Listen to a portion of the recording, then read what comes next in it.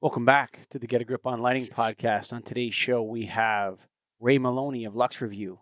But before we get to our conversation with him, Greg, we got to go light thing, right thing. We're talking Satco. That's SATCO.com, the gangsters. What's happening with them? Yeah, well, what's fun about this is we're going to enter the world of the Starfish for a minute. And last time we had Ray on, was Starfish was a sponsor. No, it was a different Starfish, and it was a movie. Now Starfish is an actual product line, Mike, and you might not know this. It's news. Brand new coming from Satco. They're going to have a Wi-Fi powered smart lighting home system. Recessed downlights, tape light, A-lamps that you can put in existing fixtures, all color tuning, so warm white to cool white, Wi-Fi powered, and enhanced with security. You can have connection from the Wi-Fi. It says enhance and augment life. That's what you're going to do when you enter the world of the Starfish. Check out the product line. Really cool stuff. Ooh, baby. I just got to go first off. Best name for a lighting control system ever. Starfish. Starfish. That's the best name ever. And just tying it into the whole family history of Satco. Man, what a great name. What a great company.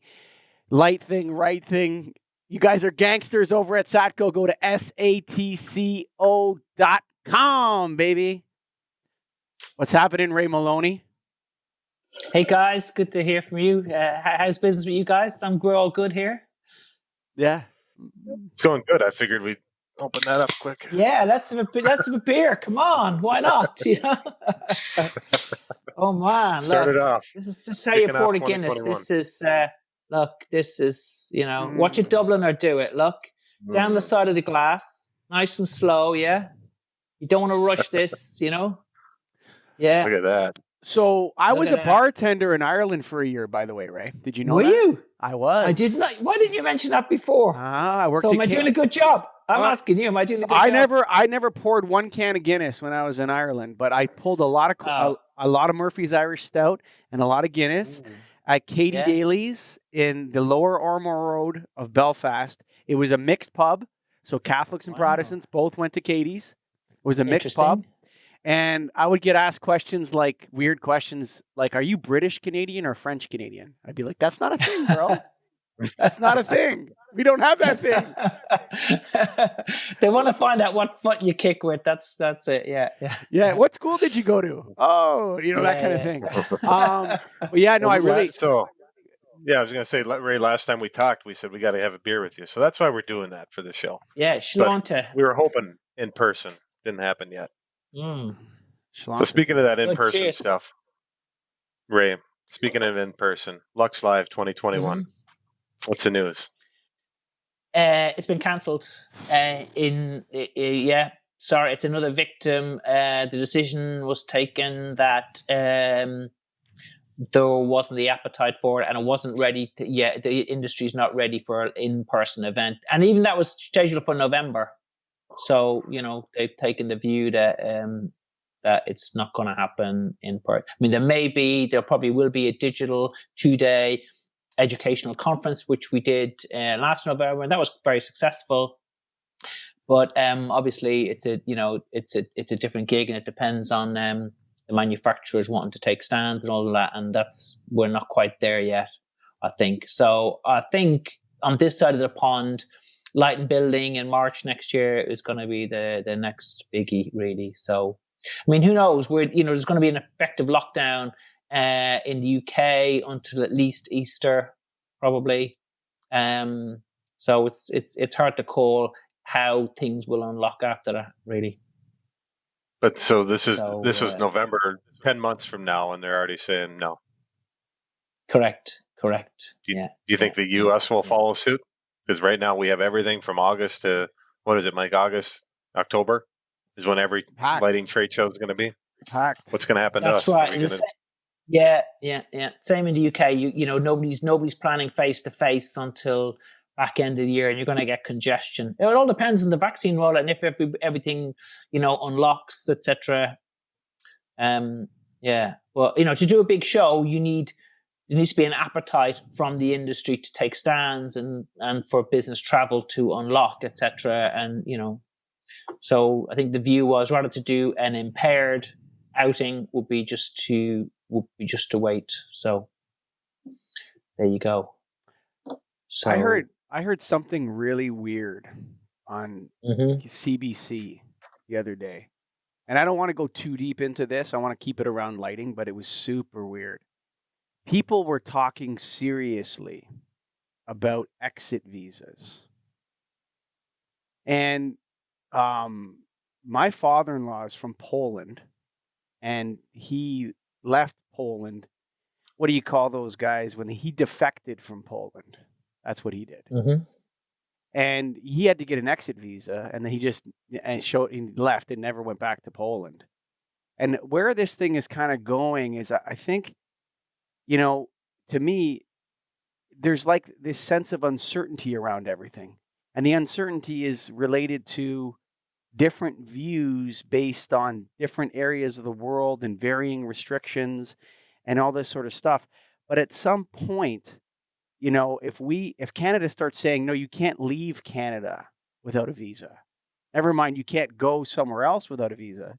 Like you can't enter the EU without a visa or whatever. You can't leave Canada. Canada has to give you permission to leave Canada.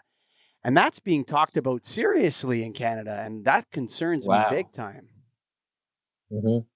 We don't have, that hasn't been talked about on this side of the pond.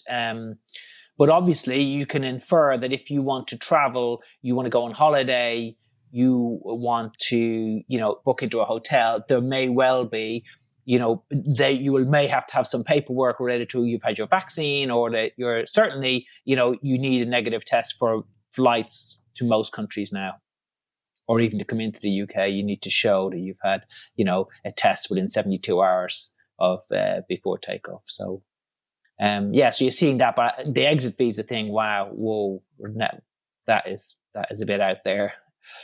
Like that's a very serious change in the dynamic of what it means to be Canadian, right? It's like we don't live in Canada anymore. We live in Hotel California. Wow. But why would they want to do that? Because it's not protecting their local population, is it? I mean, if somebody leaves, well, I think it has something to do with. I think it has something. I think it has more to do with the average law-abiding citizen becoming very frustrated with the people that are making the restrictions, breaking their restrictions. I think there's like an element of that there where, you have people that are just like, well, hey, this politician went here. Why is this guy in St. Bart's? This guy's over here in Greece. Oh, I wanted to go see my dying grandmother in Greece. You can't see your dying grandmother in Toronto, actually. So why are people flying to Greece to see their dying grandmother? Anyway, we're off the topic. So there's a surprise. Yeah. I'll bring it back here. Bring it back, Greg. Bring it back. On the subject of conventions. So you guys did a virtual one, and you said it was pretty successful. How did you measure the success? What was good about it?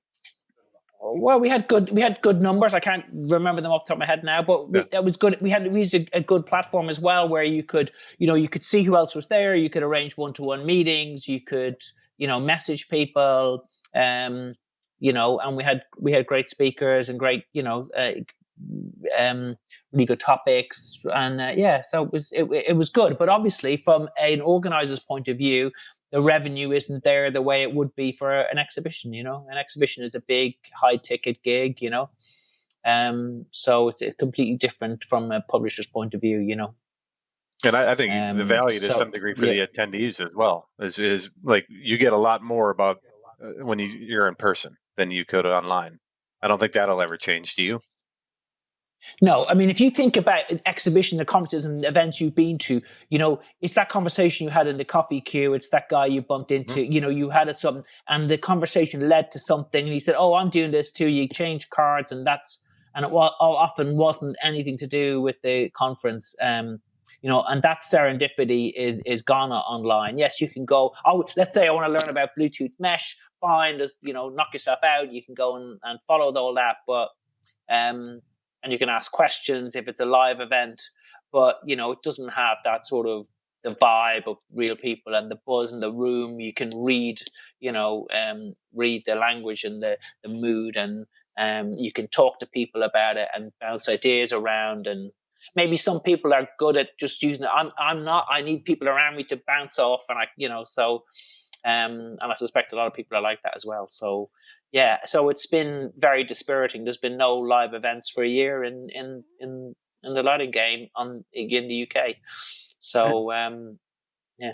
And the revenue reflects that. The revenue reflects that. Yeah. I mean, you can't deliver the same value, so people won't pay as much. Correct.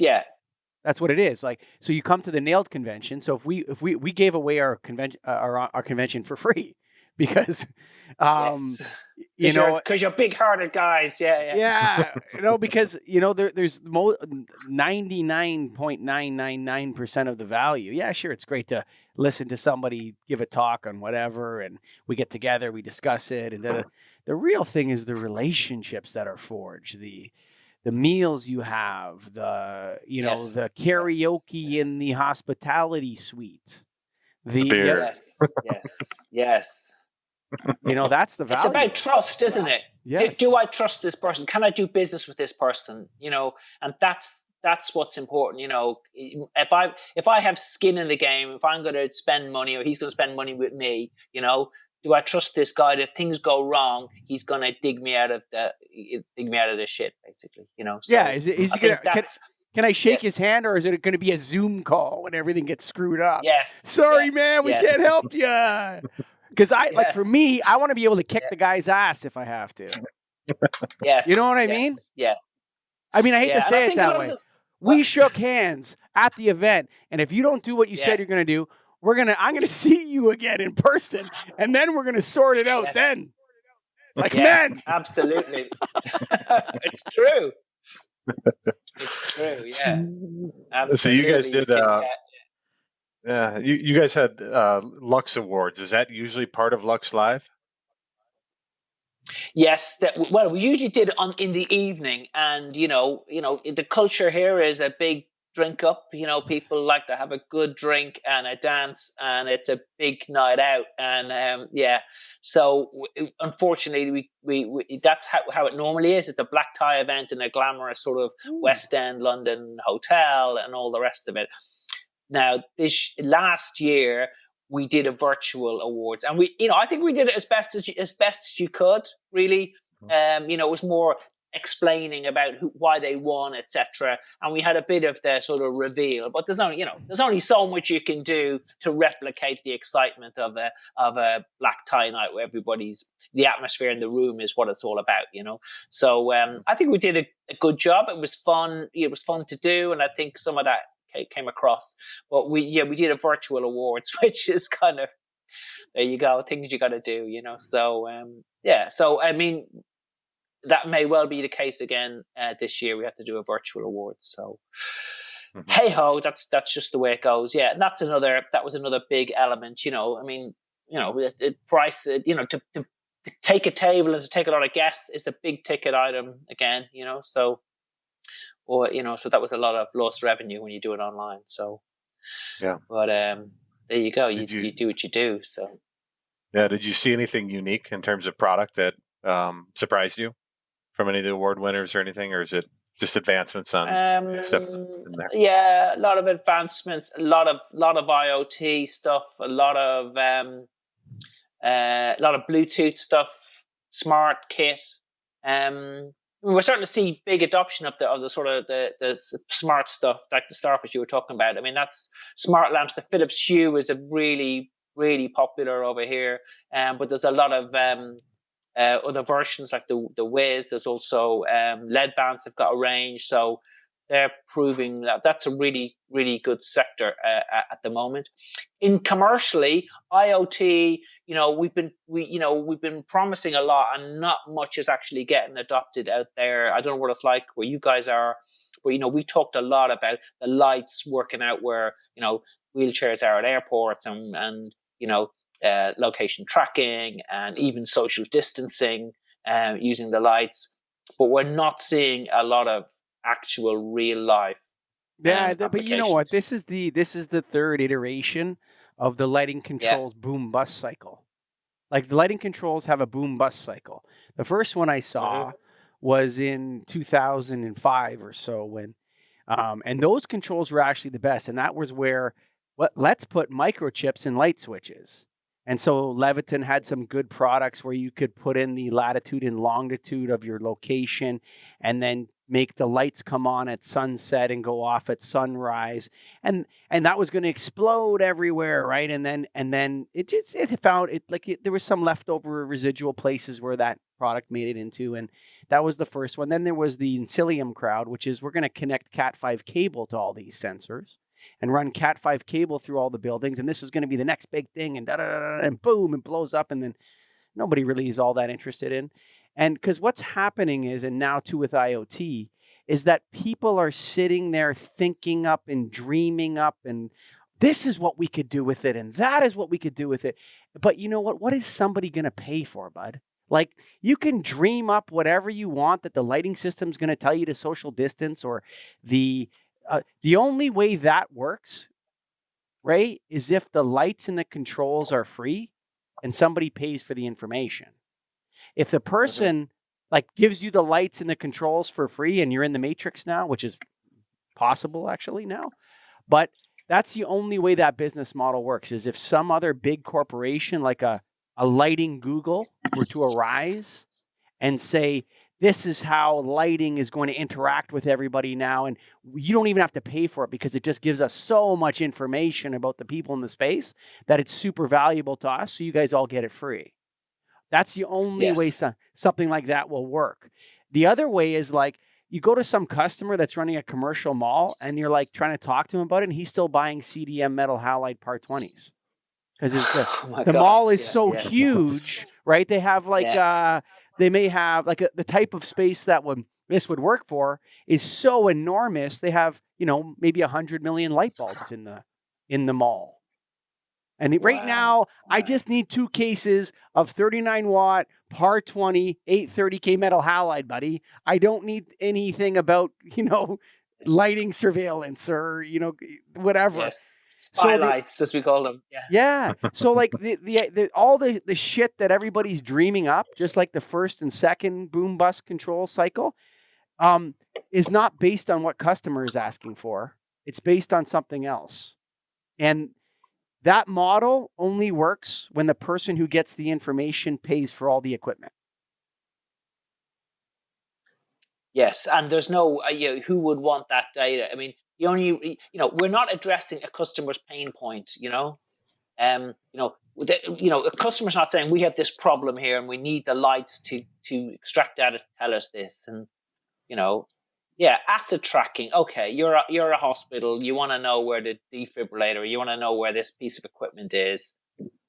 You could use RFID tags. You could use Bluetooth beacon. You don't have to use the lighting. I mean, we in lighting assume that lighting is the answer to everything. It's like that. You have that expression. If all you've got is a hammer, everything looks like a nail.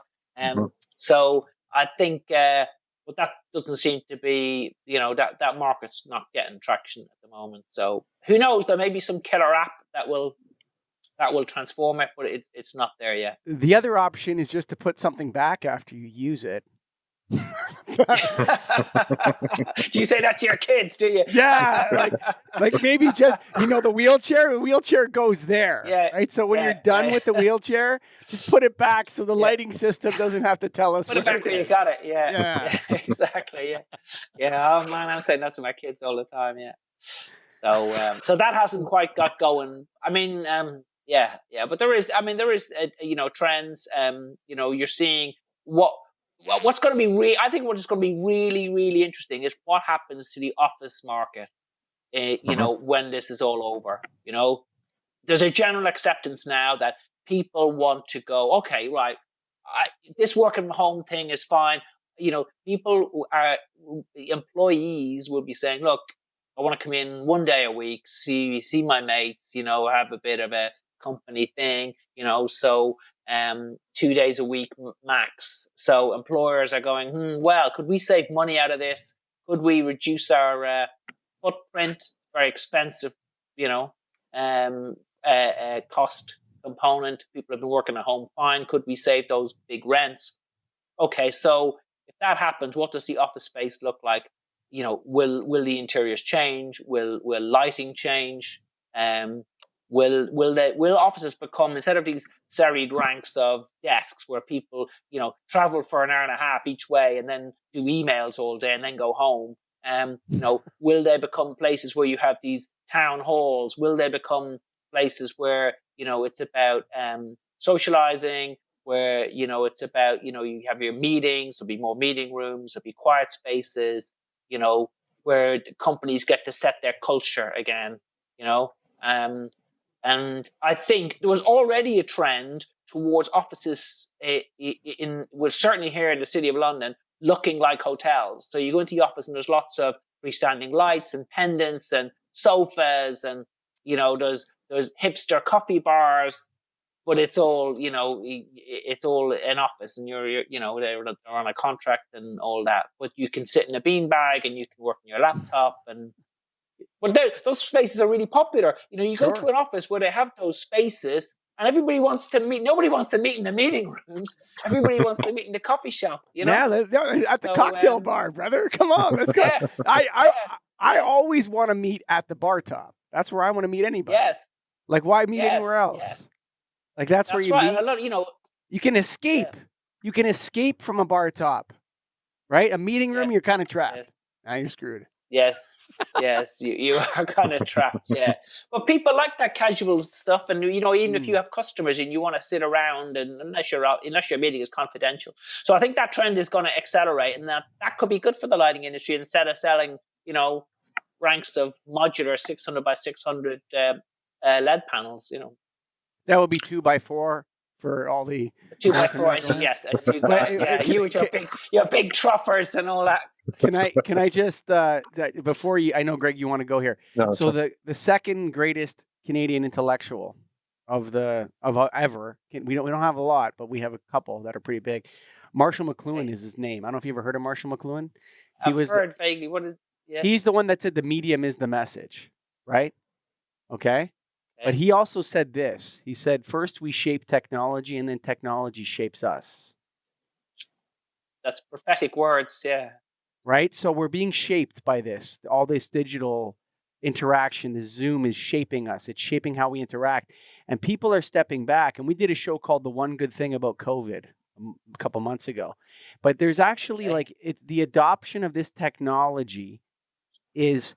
Like, as long as the barriers to us meeting when we want to, as long as someone says, as long as people take away those barriers, saying you can't leave Canada, you need an exit visa, or you can't go to the show LuxLive and hang out with Ray Molony at the pub and all that sort of stuff, as long as they remove that, you're going to see this technology really thrive.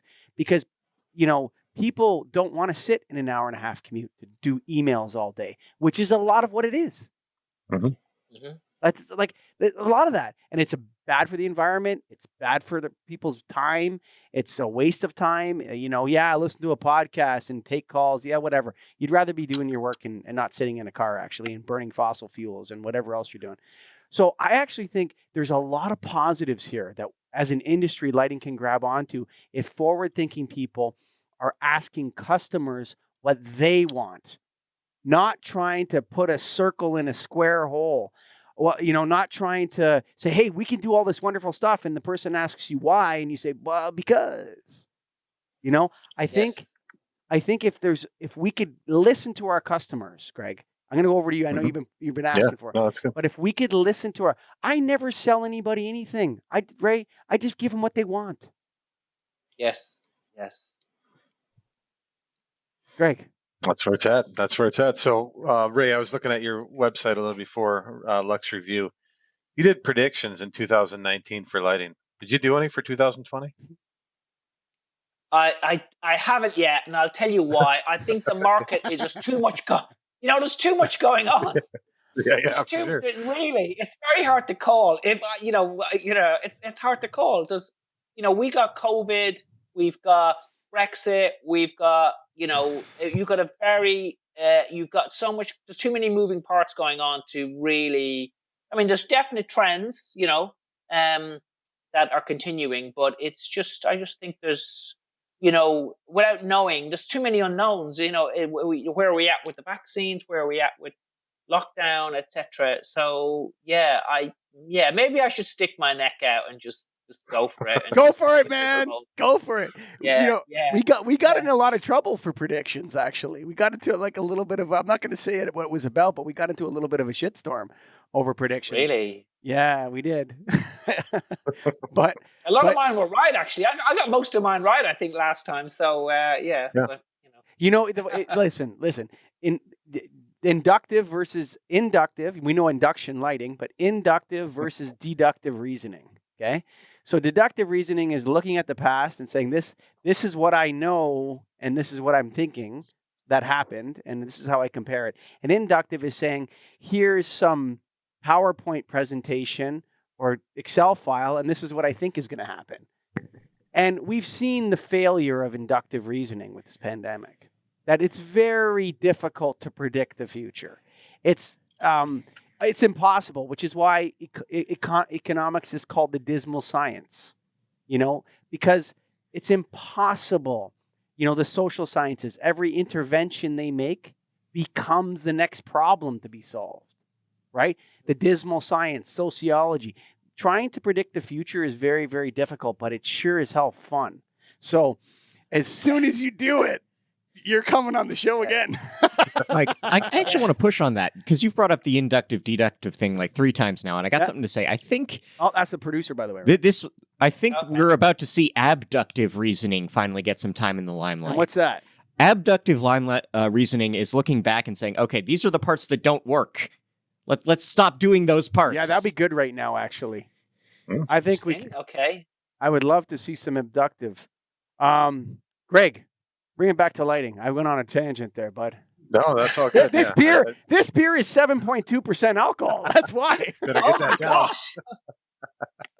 You have to watch it with those craft ales. Yeah, absolutely. So that'll be interesting if you do that, Ray. We encourage you to do that, and then we can pick it apart. That's what we do. We're not going to. I did watch a bit.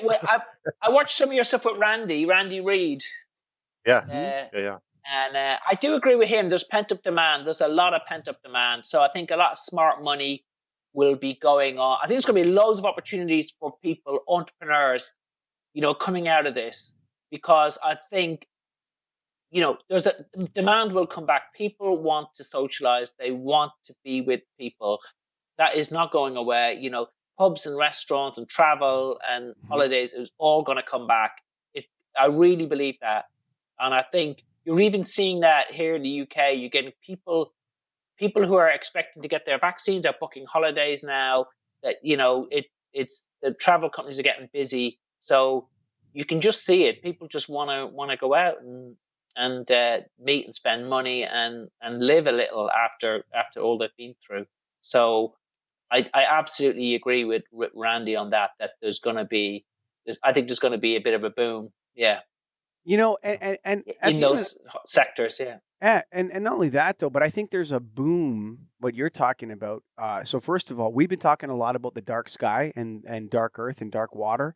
We're launching a whole separate show called Starving for Darkness, which is going to be the UK is big on that right now. They've brought out some stuff recently, and I wanted to talk to you a little bit about that. Is that you talk about the lighting controls and IoT. Where does it make more sense than outdoors? Like where? Like I can't think of anywhere. Like if you want to make a dark sky preserve, but you want the roads to be safe and you want the ducks to still be able to nest and all that sort of stuff.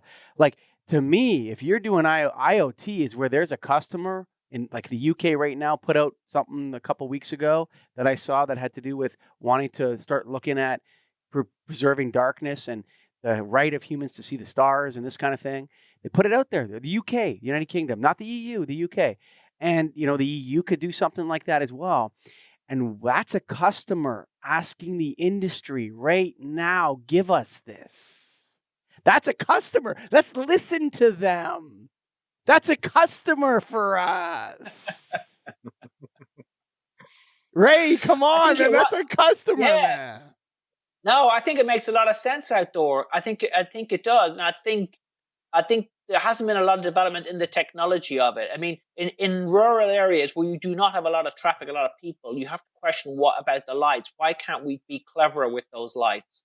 And why can't one lamppost tell if there's a car coming, tell the lamppost further on so that people don't? Yeah, exactly. It's very, very doable.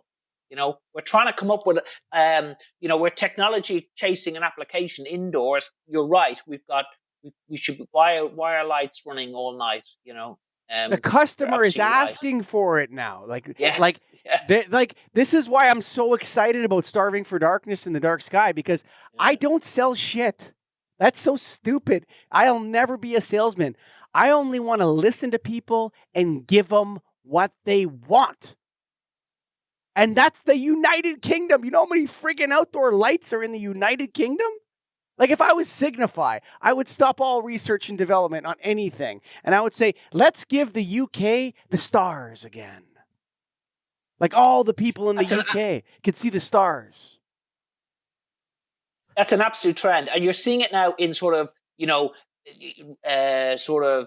remote national parks. But you can see it happening in your local park. You can see it happening everywhere, can't you? Everybody wants a bit of that dark sky. It's an absolute trend, and I don't know that's going to go away. Trend is the wrong word. Trend is the wrong word. I'll tell you why. Okay, what would you? No, what word would you use then? Because the light pollution is pollution, Ray. It's not a style. This is not going to go out of style. Okay, this is not a trend. Yes. We are going to, just like the Montreal Convention in 1984, which was in my country, where we said we're not going to manufacture chlorofluorocarbons anymore. And everybody stopped doing it because of the ozone layer. That was 1985. It's called the Montreal Protocol or something like that. And everybody stopped making CFCs because it was wrecking the ozone layer. And if that thing goes away, we're all going to burn up. Oh, yeah, let's stop that. Light pollution right now is a solvable environmental problem. We have every technology we need and all the science. Let's do it, man. Lighting industry, let's do it right now. Let's do it. Let's make it happen. It's so amazing. Imagine there's people in the UK that live in Glasgow or London that have never seen the stars. How incredible would it be if we let them see the stars again, right? And that's our industry. That's our industry. Yeah, well, I think a lot of responsible manufacturer of outdoor luminaires have zero cutoff. That's a general, that's pretty much, if you're doing that in a city, that's kind of almost a given. But as you say, if you fly over any city and see the amount of wasted light, it's just incredible. And it isn't just street lighting, obviously. There's a lot of urban lighting that needs to be dealt with, and that's not something you do overnight. There's a cultural issues there as well. But you're right; it's not going to go away. And when I first started in the lighting industry, lighting pollution wasn't an issue. Simply wasn't an issue. But I think you're absolutely right; it is now. So. Well, you're missing. See, a lot of people say humans never change, right? I don't know if you've ever heard that before. It's so hard to make people change. People are so stupid. Mm-hmm. They never buy the products I'm trying to sell them. You're so stupid. I think they do. It takes time, but it does take. You look at smoking, look at seatbelts, look at lots of things. No. Humans will change super fast if the benefits are obvious. Super fast, Ray.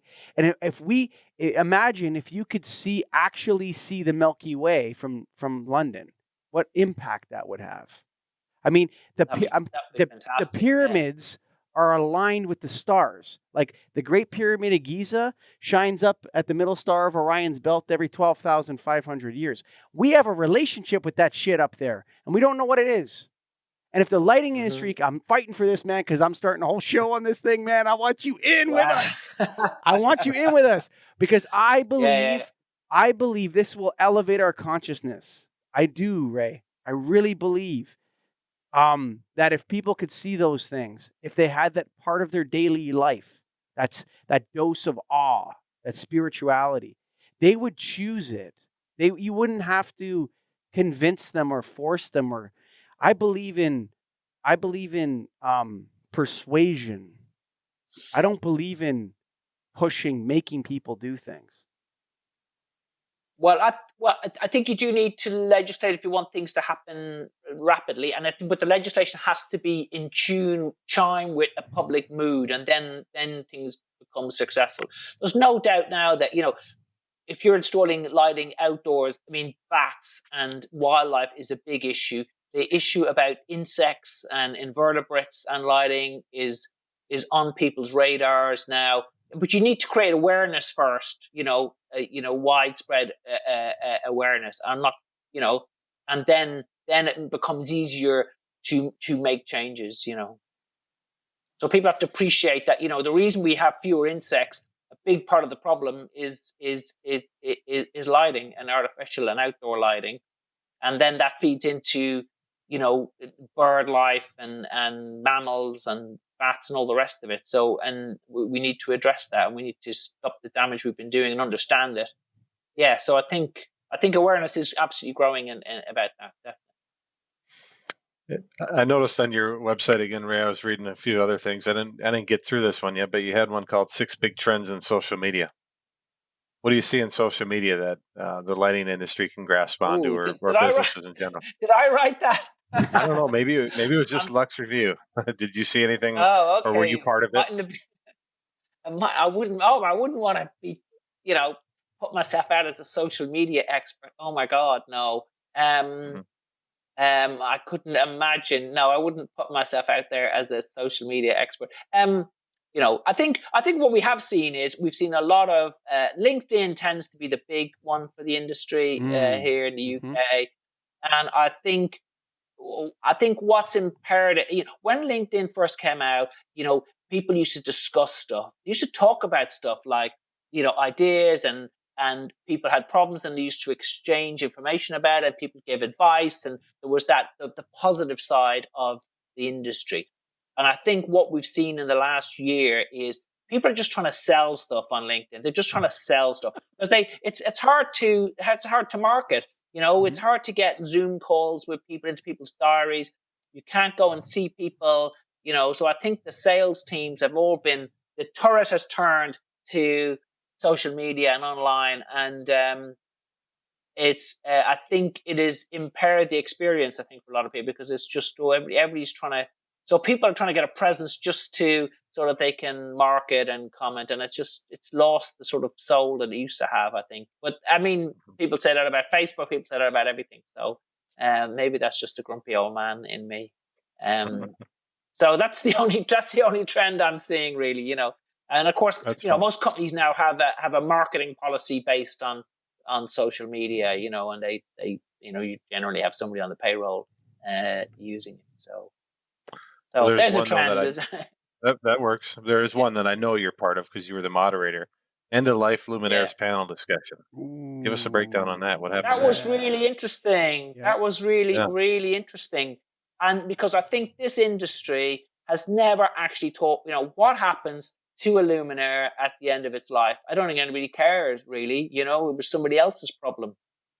So, up to, it's still possible to up to recently, I remember seeing, you go past a retail store and they were refurbing, taking out lights, and there'd be a skip outside and all the luminaires would be in there, and who knows where they went, who knows what happened to them, who knows whether they got recycled or whether the aluminium got removed and etc. So our discussion was an attempt to have a conversation about that.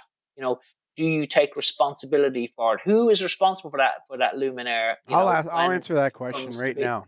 Go on, tell me, Mike. Okay, so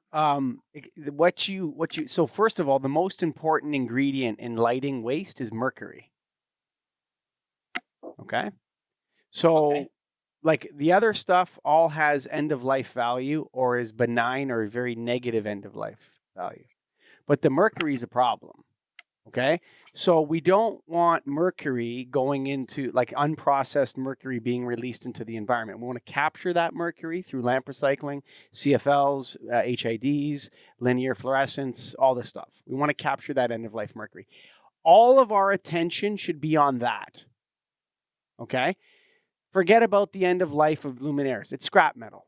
People melt scrap metal down. They don't throw it in the garbage. If you have a lot of scrap metal especially a lot of old lighting waste from the 90s or the 80s or the 70s, that scrap metal's worth a shit ton, bro. So people don't throw it in the garbage. People that know, they know where to take it to get cash, because there's a lot of copper, there's a lot of cast aluminum, and those things are 100% recyclable and extremely valuable, okay? So old luminaires, no problem. What we want to focus on is the mercury. With LEDs, the problem you have, the only problem is, are they going to landfill? Because LEDs have much lower gauges of steel, so they're thinner, they're lighter. They don't have to carry a 400-watt metal halide core and coil ballast in them, right? So they're very light, right? So it's like, some people might, like, it's only worth like 30 cents in scrap metal. That old halide, that was worth $17 in scrap metal per metal halide, you know? And so the issue is whether it goes to landfill or whether it goes to the scrap metal yard. It's not a big deal. Anyone in the lighting industry that's talking about anything other than mercury in HIDs, fluorescent lamps, CFLs, they need to focus on the real problem, because that's not a real problem, actually. So I think, but let me chime in on what I think the real problem is that you have to replace the whole damn thing. That too. I thought you were talking about the waste. Maybe both. Where are we at? I'm not sure what the recycling rates are in the UK, but I doubt they're as much as you think. That, you know, if a luminaire gets taken out, and let's face it, luminaires don't get taken out because they fail. They get taken out because the space gets refurbed. Really, so often they're still working when they get taken out. I would love to think that, that they all end up in with scrap metal, but I don't think that's the case. If you have a LED panel, there's not much metal there. You've got the plastic panel, you've got a driver, you've got the LED, you've got a bit of metal framing, but it's that's not a high value item. I wouldn't have thought for a LEDs. LEDs are not a high value, but they don't have any mercury. But they don't have any mercury, thank God. No, they don't. There's some rare earth metals buried in there, but you're right. But what we're trying to explore is what happens to those at the end of their life, and how can we ensure that they end up in a recycling, that they're taken responsibly and end up so we're trying to get this circular thought process, and also legislation is moving towards that as well, where things have to be a big issue here is going to be in Europe in the coming years is the return of replaceable light source and replaceable control gear. And I think, there's a lot to unpack in that. In theory, that's good. Let's go back to the old days when you can go down and you can buy your Edison screw, or you can buy your Bain cap and replace it. But it's hard to see a true replaceable market coming back. There's a thing called the eco design regulations that the EU are bringing in, and that is driving this. That you need to be able to provide spare parts, and they need to be replaceable. The UK, even though the UK has left the EU, it will still follow and mirror and shadow, whatever word you want to use, shadow that legislation. And even if they don't, manufacturers will want to sell their products in Europe, so they will want to follow that legislation.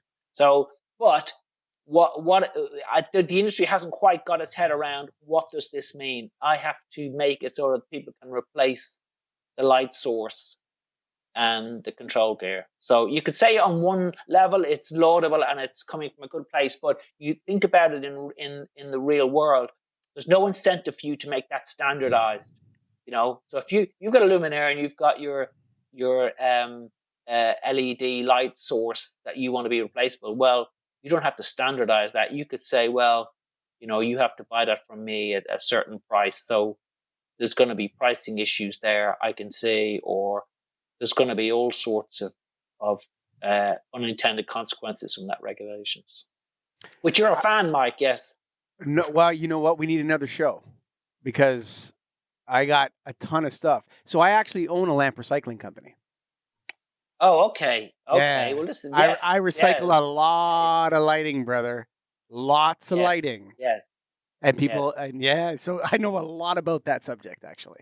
So Good. I'm a subject matter We should expert have you in on that some field. of our webinars. We should You get you on. absolutely should, actually. Yeah, And I'm not being a dick about that, but I know a lot about this topic, actually. More than most. I would say I'm top 10 in the world on this topic. Yeah. Maybe So tell me, 5.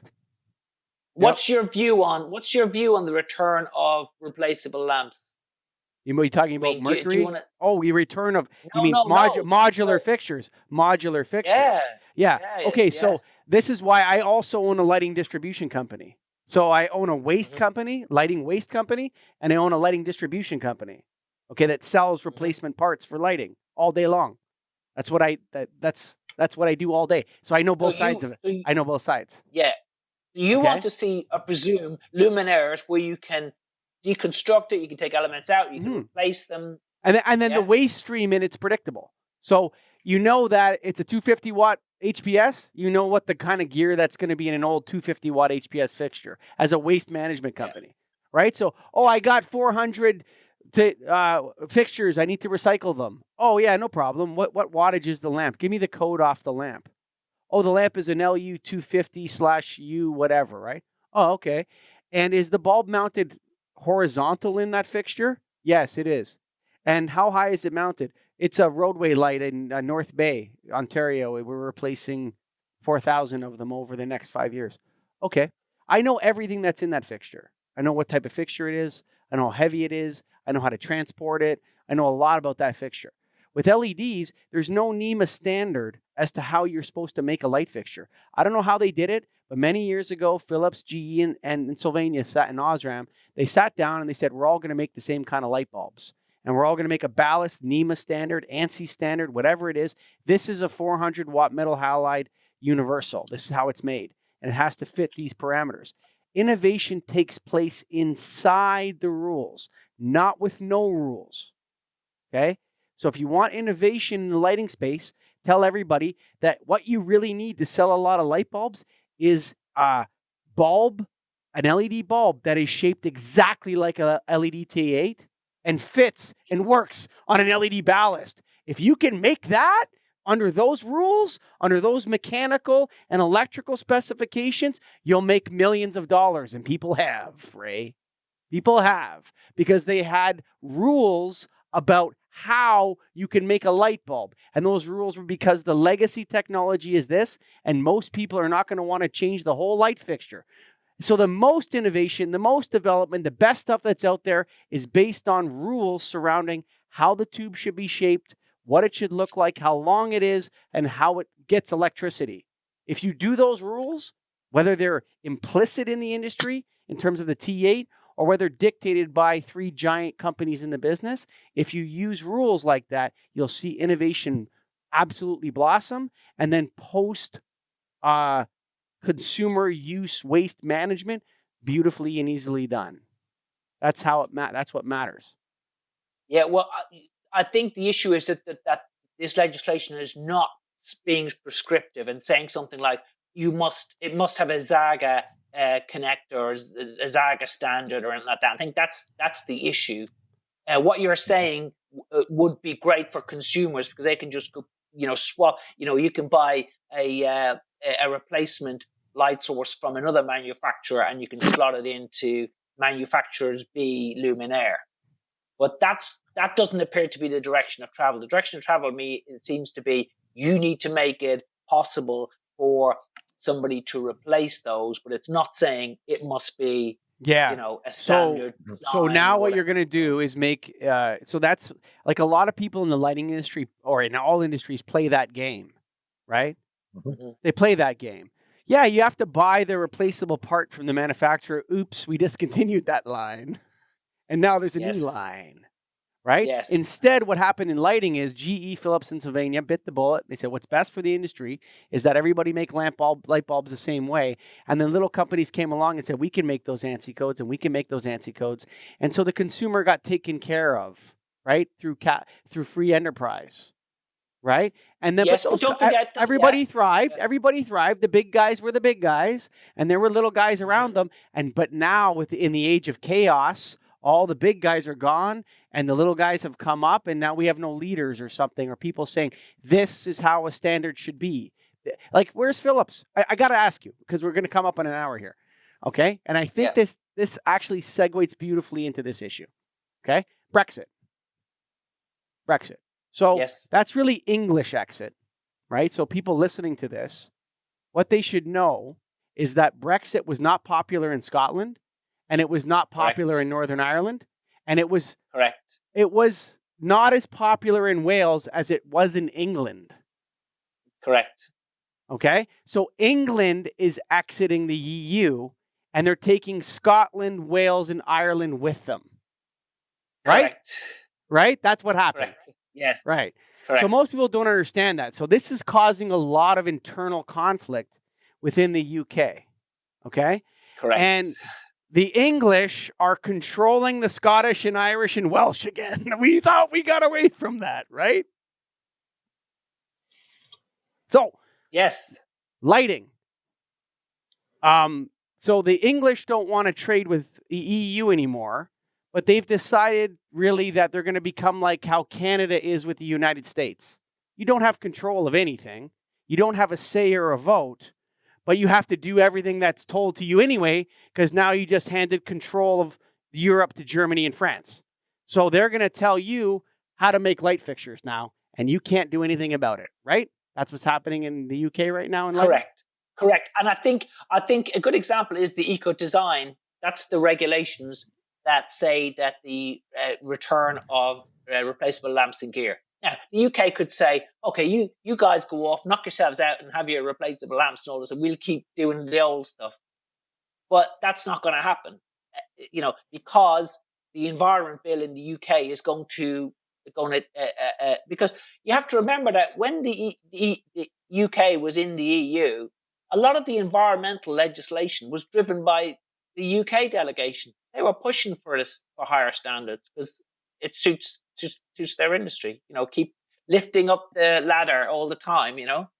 So they pushed for a lot of this, and they're going to end up shadowing. As I said to you before, they're going to just end up shadowing a lot of the environment. They're going to end up like Canada. They're just going to be a Canada. Yes. Yeah. Well, even more diminished, I would say, because there's 27 other countries, and the UK has become what's known as a third country, which means you have to just abide by their rules if you want to sell stuff in the EU in terms of rules of origin and all the rest of it. And I think this is the discovery that people will make slowly. Where people will discover that this is the case. So I think this legislation is a good example of it. And of course, the UK is not at the table anymore, so it can't influence these decisions and can't do it to suit them. Yeah, absolutely. So I think that discovery is being made by a lot of people now. Yeah, being Canada is not as easy as it looks to everybody else, actually, because you have to just do whatever they do. Like there's no like say, oh yeah, we're a separate country, we have a separate currency. Yeah, okay, whatever. But this is how we're doing everything, right? Yeah, but in theory, Canada could say we want different type of emissions on our cars or whatever, and if you want to sell us cars, you need to match these emission standards. But, so there's a little bit of that. Like it surrounds milk production, for example. So Canada has certain rules around the production of milk that's being attacked by the USMCA, right? But Canada's very resistant to that. They want to have milk made in certain quantities and around the country. Right. But now that's actually a really, so do you remember, and we're talking a little bit, but this matters to lighting because lighting people in the UK, we got a lot of listeners over there, Greg, and they might be interested in this conversation because in some ways, England leaving the EU, not Britain, but England leaving the EU, which is really making the UK a lot less powerful. And why is because it doesn't matter if there's not enough lights to sell in the UK. Like a company that wants to make lights in the UK has to sell to Europe primarily. Just like a company that makes anything in Canada has to sell to the United States to make a big, enduring, good business. Like there's just not enough lights in Canada. Like you're going to be a small little company. If you want to be a big company, you got to sell all your lights to Greg Eric in Minnesota. and all the people, the huge economy of the United States, right? And the UK's put themselves in the same position. So the people listening to this, if you manufacture lights in the UK, you better start looking at whatever they're doing in Germany and France, because it doesn't matter. UK is just going to copy that because they have no choice anymore. And the manufacturers are going to correct. No matter what happens to legislation, you're going to have to, if you want to sell your products in Italy, Spain, Germany, etc., you have to follow the regs, and put the labeling on it and all the rest of it. Absolutely. So you're gonna there's the Underwriters Laboratory, Greg, and then in Canada there's a little tiny C beside the UL. Yeah, CUL. Right? Oh, is that right? Yeah, a little tiny C beside it. So you could have a BEU, a little tiny little B beside a giant EU. Yeah, good idea or bad idea? I don't know, man. That's not such a good idea. I don't know. I think it was a mistake. But maybe I'm wrong. What do I know? Oh, I don't think it's good for business at all. I mean, I think it's hitting a lot of very small suppliers. I mean, things like sending a sample. Somebody in those days, back in the day, you could just send a sample or a small order to somebody, and it was just like putting it into courier in the UK. And now you've got, a lot of the couriers are charging VAT, which is causing problems to people that didn't happen before. There's all sorts of more paperwork and forms and customs clearance, and it's just making life a bit of a headache for a lot of the smaller players.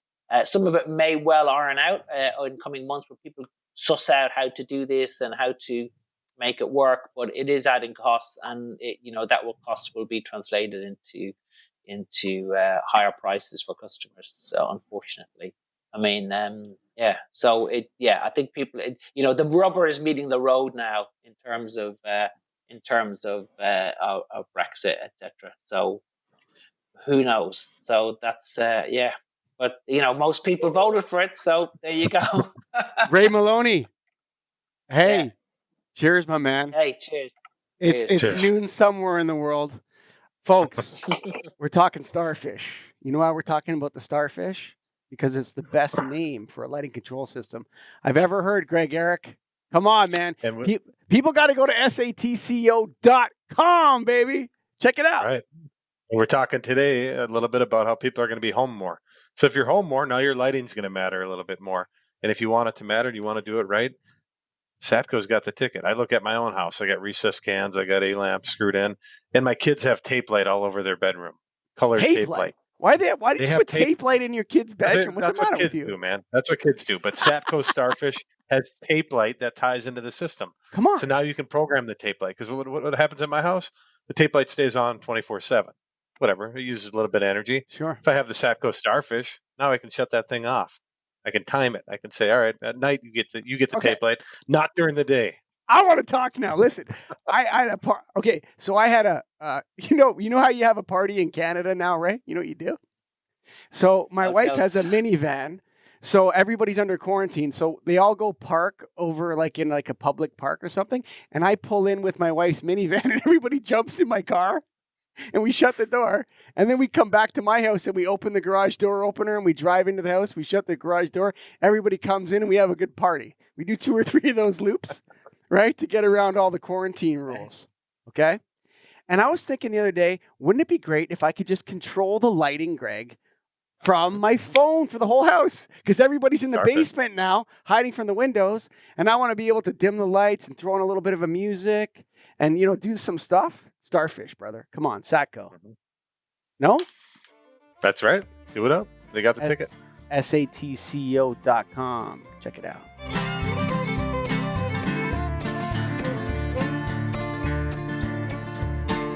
Written on the rectory wall, there's a sign there for all. If you are lost, Lord is there to find you.